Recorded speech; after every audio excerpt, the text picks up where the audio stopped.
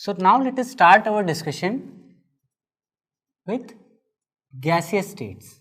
Okay. So what are the properties of the molecules when they are in gaseous state? So let's say this is a container,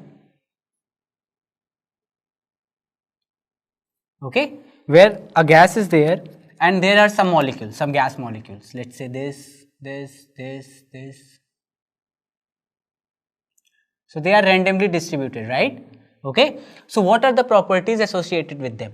First of all, they move randomly. Okay. So they move randomly in any particular direction. There is no certain direction and they move continuously. Okay. So one property is they move continuously and randomly. Randomly means in any random direction. Okay. They constantly collide with each other. Say, let's say these two molecules or any two molecules, they will constantly collide with each other, and this collision is assumed to be perfectly elastic. Okay. So there is no energy loss when these two molecules of gases collide with each other. Okay. So they constantly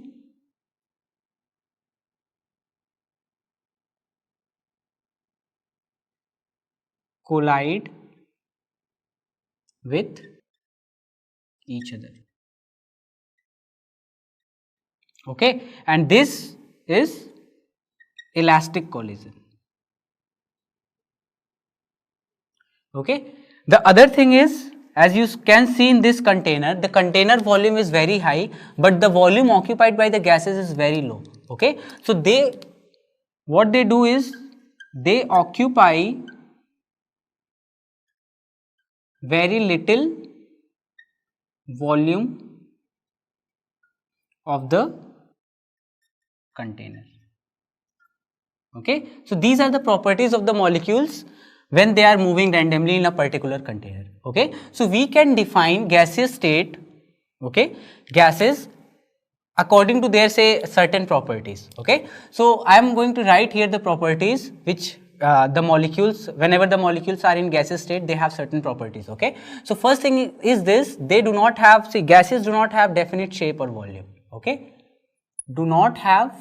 So this is something that we are living, say all around us there is air, right, and that is a mixture of gases. Okay, and there is no certain shape or volume of these particular gases, of any particular gas. Okay, so they do not have any shape or volume.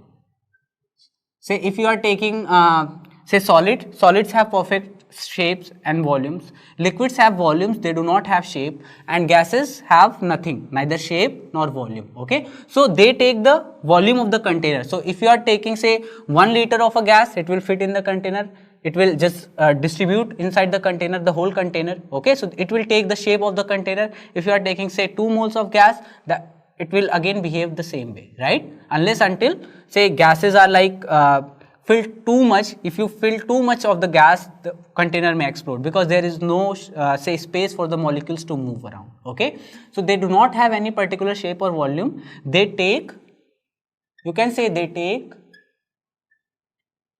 the shape of the container,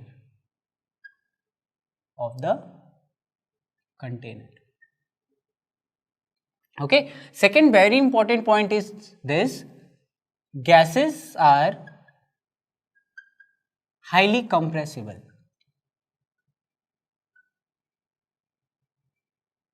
Highly compressible. That means you can compress. Okay, so let's say if this is a movable piston, okay, you can compress them, right? And why is that so? Because the gases are very far from each other. These molecules, they have very little say attractive or repulsive forces among them. So they are very far from each other, and what happens, you can compress this thing. But if you take a solid, what will happen? This in solid, molecules are already very close, and if you try to compress them, what will happen? As I told you, intermolecular repulsion will increase and this energy will shoot up, right? So that is the reason why liquids and solids are not compressible, not very compressible, but gases are highly compressible. Okay, and what is the reason? What is the thing between them is this, that intermolecular attraction or repulsion is negligible between them, between gas molecules, right? So the next thing is they diffuse very rapidly. They diffuse very rapidly. What I mean by this statement is this, okay, let's say there is a chamber, okay, like this, and there is some gas here, let's say gas A, and there is different gas here, let's say gas B, okay, and this is the stopper between them. Okay, now if you remove the stopper, what will happen? These gases will mix with each other. They will diffuse into each other's chambers. Okay, so gases diffuse very rapidly and mix and form, you can say, a homogeneous mixture.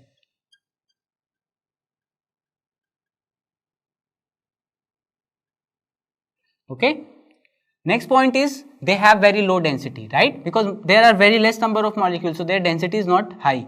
They have highest densities are associated with solids, right? So they have very low densities. Okay. The last point that I am going to write is particularly important, and we will discuss this point as we move to the important topics of this particular chapter. Okay. So what happens is, if you are taking a container and if you are taking a gas molecules not only collide with each other, but they collide with the walls of the container. For example, this molecule will come and collide here, right? So any molecule will come and collide on the surface of the container, and what happens, this is the reason for the pressure. Okay. So gases exert some pressure on the walls of the container because they continuously collide with the container. More are the number of molecules, more are the chances that a molecule will go and collide with the walls of the container, and that is how, so you say there is more pressure in the gas. Okay. So gases collide